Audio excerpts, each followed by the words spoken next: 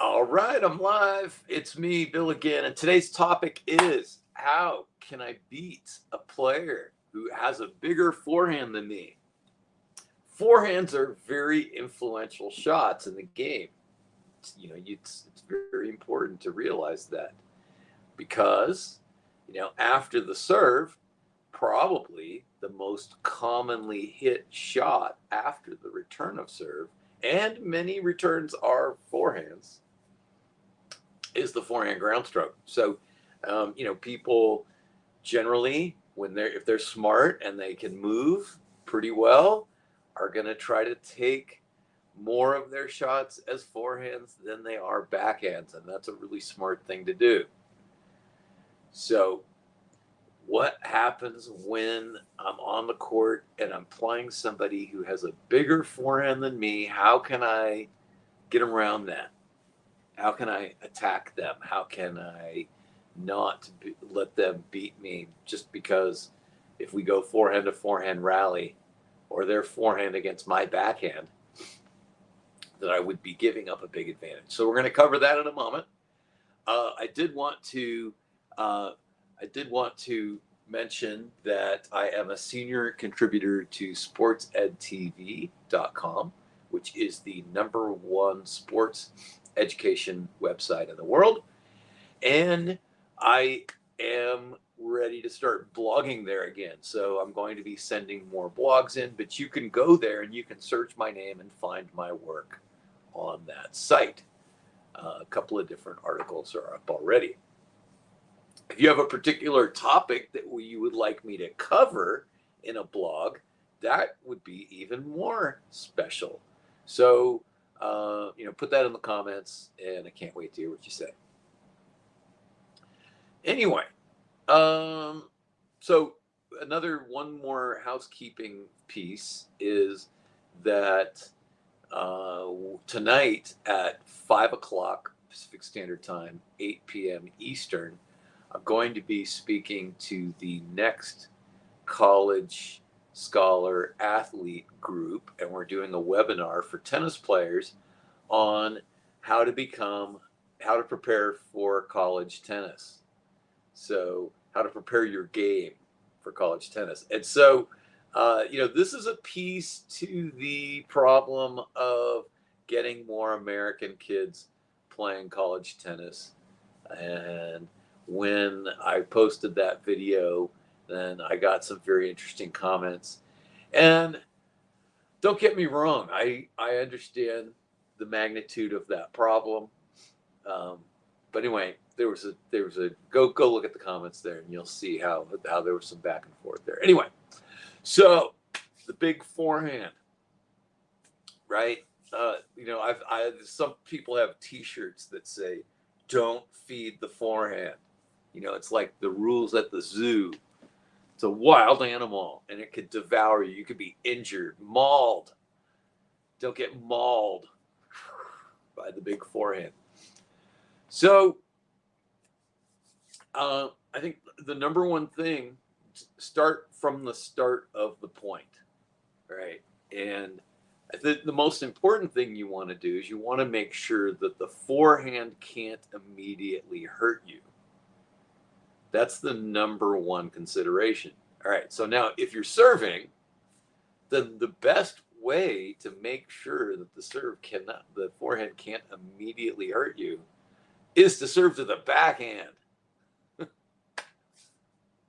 Right now, one thing that's kind of interesting, and this is tennis strategy 301, this is a 301 concept, is that when you serve in the deuce court, your serve goes on that angle, and even when you're getting the ball down to the tee, some players can move way over and still hit a forehand. But you want to make them do that because they're not going to hurt you very much doing that. They're going to have to move so much, it's going to take away from the forward momentum of their forehand. So don't be too intimidated if you're going for their backhand and you hit to the tee and they're still able to hit a forehand. But what you should do is take account of how well do they do that. And it's probably not as effective as their other forehands. Right now, in the deuce court, in the ad court, it's much easier to get to their backhand. In fact, you can move your court position over a little bit so that you can angle yourself in a way that's going to give you a better angle to get to their backhand. So in the ad court, that's an advantage there if you need to avoid their forehand. Now let's go back to the deuce court for a second, because one of the greatest ploys in the history of tennis, and it's been used at a lot of different times, but one of the most famous was Jimmy Connors' upset over Yvonne Lendl, and nobody gave Connors a chance in this particular match, but Connors did something really awesome. He served wide to Lendl's forehand, and he also hit a lot of angled cross-court shots to Lendl's forehand that pulled him enough off the court that he wasn't really able to get a lot on the ball. And then the backhand was wide open because Lendl was famous for ranging the entire baseline hitting forehands. And, just yesterday I was watching a college video of a friend of mine, and his team pulled a big upset. And in the final point that was shown, the player was hitting forehands all along the baseline. So one of the ways that you open it up is by pulling the other player all the way to the other side, because then it's going to be much easier to hit to their backhand. So you're going to actually have to hit to their forehand. The other thing that you want to do is you want to take note of kind of like a heat map of if you hit a ball a certain place, that ball, they just crush it. For a long time now in Major League Baseball, there's been these, they show you the power zones of players, and how if the pitch goes exactly right here, it's red, it's going right. And then, and that's when the ball comes off the bat at 100 miles an hour and goes over the fence. But, and then other zones, other parts of the strike zone are vulnerable. So you want to do that. You want to kind of, take notes as you're playing, because, some players actually like to take a ball off the rise or no, closer to the top of the bounce. I'll get into on the rise. I did a video on why you shouldn't say on the rise, but I don't want to digress into that right now.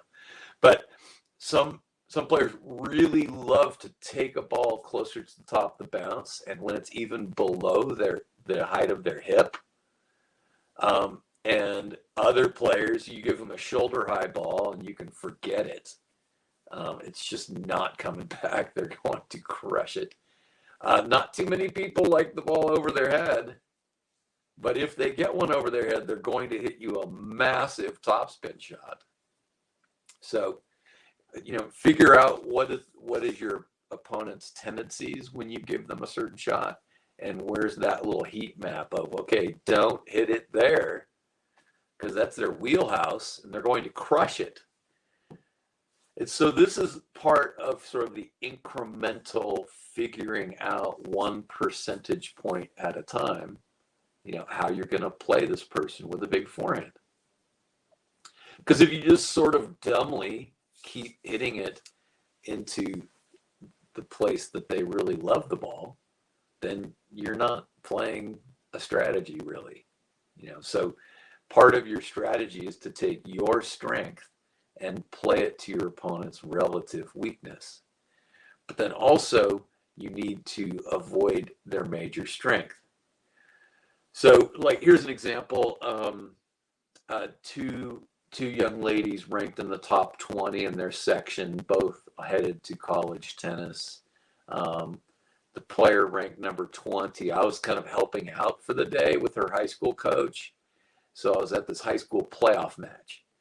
And so I noticed that every time, like we're at least 95% of the time, that this one girl, look, we'll call her Lauren, all right? Lauren versus Betsy. How's that? All right.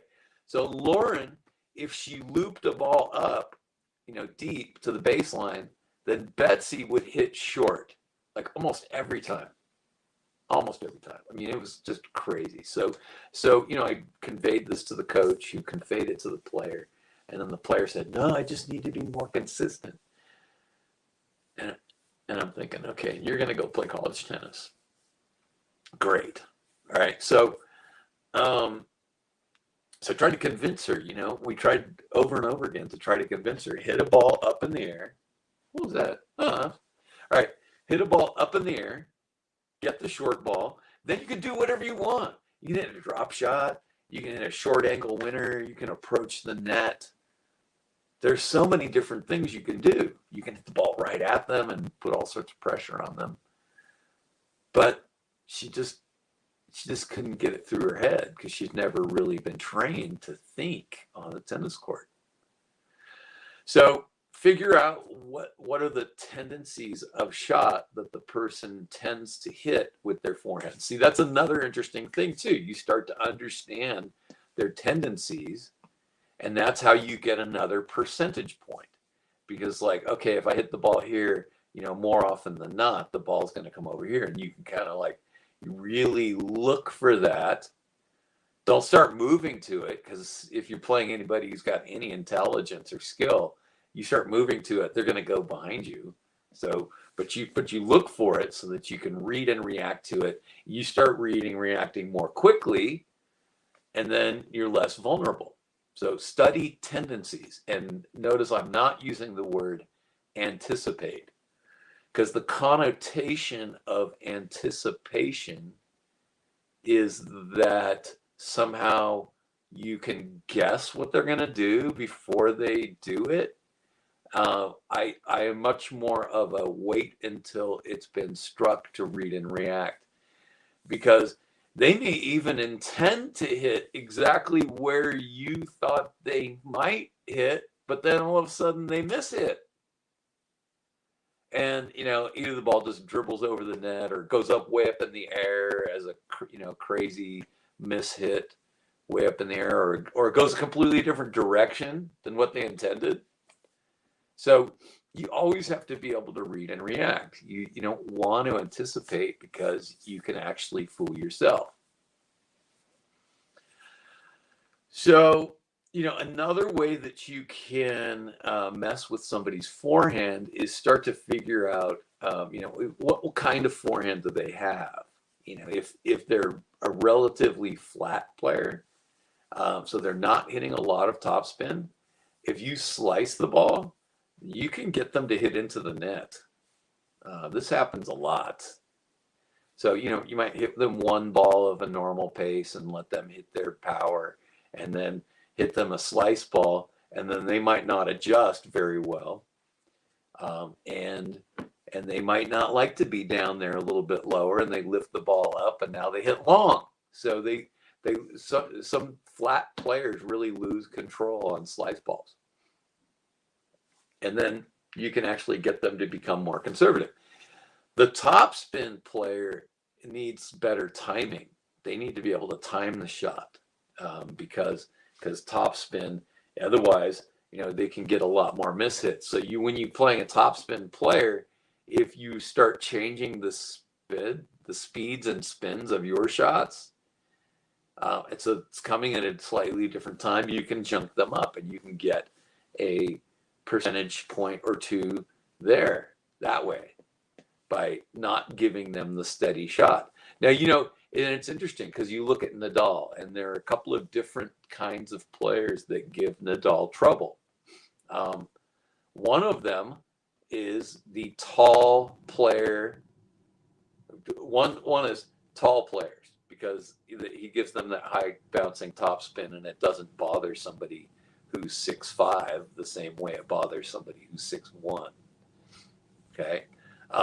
The other kind of player that bothers Nadal is somebody who's strong on the left side. So they either have a really good backhand or they are also left-handed.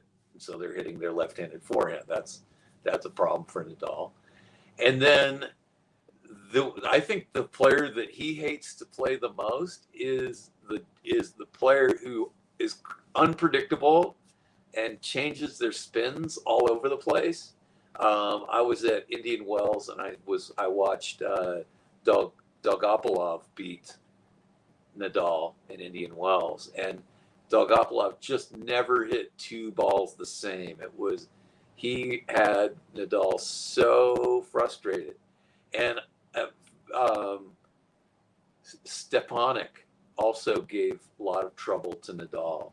And I would like to see a Fabrice Santoro Nadal match. I wonder how well that went. But I know I've seen numerous times players who hit kind of a junk style and they are very disruptive, can be very difficult for Nadal because he likes the ball to come with a pretty regular pace. Anyway, so there are different ways to do that. Now, if we go to the return game, then things are a little bit different. What's going on with my light? All right. Well, anyway, it's not a big deal. I have some shadow. Okay, whatever. So now the return game's a little more tricky because, if this person's also got a big serve, then you're in trouble. So just, remember, you're in trouble. They've got a really strong offensive game. So you want to think as defensively as possible. All right. The most important thing is for you to make them have to hit another ball.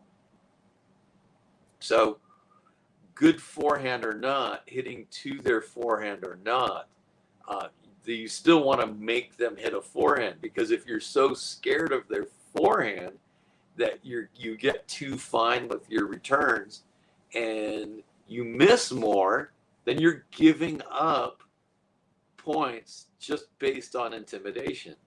So don't be intimidated. Make them play. Make them actually have to hit the shot in order to win. All right. Now, one thing that's really coming into the pro game a lot, I think it's really smart and very interesting, is that a lot of times people are returning the ball more or less at the server in a way that it's sort of crowding their forehand. And so they have to get out of the way a little bit to hit the ball, instead of moving comfortably to the side and having more available kinetic energy because of the movement, and then also some angle available to them because they're over here instead of over here. So this is something that's become very prevalent, and it's helping to get a little bit of an advantage there. Now, the safest return that you can make is back in the direction that the ball came. So that's also another advantage of hitting the ball back at your opponent. Because if they have to get out of the way of the ball, they're generally not generating as much force. But you will find some players, they just love to be in the middle of the court and they love to step out of the way of the ball, and that's when they can crush it the most. There are no cookie cutter answers here, so you have to figure this stuff out. Then, whenever you're in a comfortable position, then you sometimes want to return to their backhand. But therein lies a problem, because if you are returning in the deuce court and you hit a return up the line, and then the other player has a decent backhand and they can go and turn that ball cross court, you better be ready to run. So, even when somebody has a better forehand than you, it is generally smarter to continue to play the ball cross court until you have such an opportunity that you can really attack down the line. So don't get so scared of their forehand that you hit down the line to their backhand, and then give them an open court and force yourself into being a yo-yo. All right. Now, if you're getting a ball to the tee, then you can take that ball and take it to the backhand, and then you have a little bit of a cross court, almost a cross court thing happening there. And so you're also going to be closer to the center of the court. So that's a smarter play. All right. Now, from the ad court, again, you're better angled to be able to get the ball to their backhand. And so I would go for as a safe target, but aiming towards the corner of the court. So I like to, if we take the big rectangle and we cut it in half and we make quadrants and whatnot, if the center of that quadrant on the backhand side is a safe target for a return, and thus, largely ensuring that you're going to be able to get to their backhand. Because after someone has served, then they have to land and recover, and getting over is more difficult than as part of a ground stroke rally. So the serve recovery takes up time and energy that makes it hard for them to then spring and go and hit immediately an inside out forehand. So, if you find that you're hitting to a certain spot and then they're able to run and hit an inside out forehand, especially, or inside in and hit down the line, right? Then you've got to go a little farther over with your shot. That's really an important thing. Now, one of the awesome things that you can do too, and this is one of those things that you don't want to overuse, but you can also steer some returns down the line, because then you'll do the thing where you're pulling them over to the forehand and opening up the backhand for the next shot, also keeping them honest so that they're not immediately serving and then moving to do an inside out forehand immediately every time, because you got so predictable, right? This was one of the things that made Agassi so good against Sampras, is that he had that great down the line two-handed backhand. So, those are some different things that you can do to mitigate somebody's big forehand, make, just little by little making the percentage shots. And I'll leave with this. In general, the more that you can, if you're in a forehand rally with somebody who has a bigger forehand, the deeper you get the ball to them, the less likely they are to hurt you. Because the farther your shot goes, then the more time it takes to get there. Although you don't lose as much speed. See, if you hit a 70-mile-an-hour shot and hits the service line, it'll be going much slower when it gets to the baseline.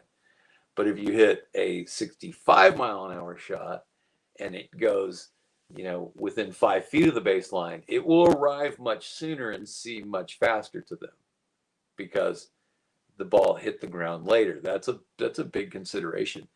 But then the farther back they are, the more time that you have to see the ball. They will also are more likely to have to move sideways or even backwards away from the ball. Here, I'll do it this way. Right. And then, if they're moving sideways, that's not as good as moving forward. And if they're moving backwards, then you're really going to take a lot of speed and penetration from their shot.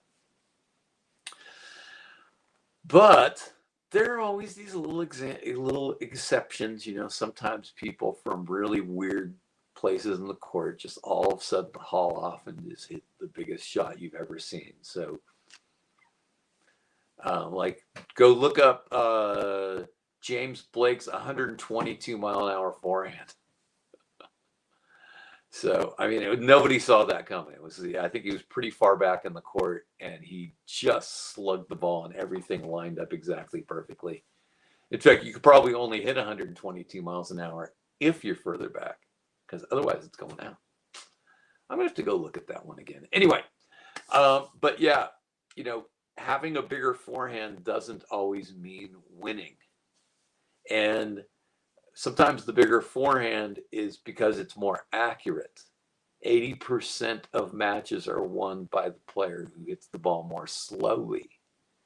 So the big forehand isn't necessarily the faster forehand, but maybe it's hit more regularly at a certain speed, but then with accuracy, because it's the accuracy that really makes it lethal. Anyway, I've gone on way too long here, but thanks for tuning in, and be sure to spend your social digital currency. And here, let me show you this. So here it is. It's in print right there.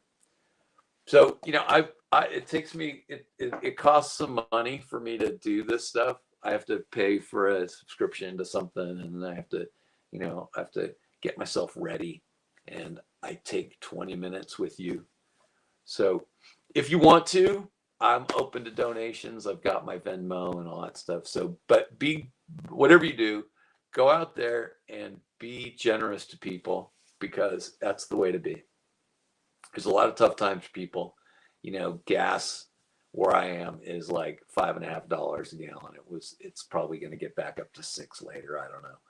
But a lot of people are really struggling. Prices of things are going up. So make sure you tip your wait staff, you know, really well, and the barista and all that good stuff. So spend your social digital currency, press like, subscribe, and I'll see you in the next one. Tennis Strategy 201 will be coming out soon. I'm doing edits on that. And in the next video, then we'll talk about how to deal with the big backhand. All right.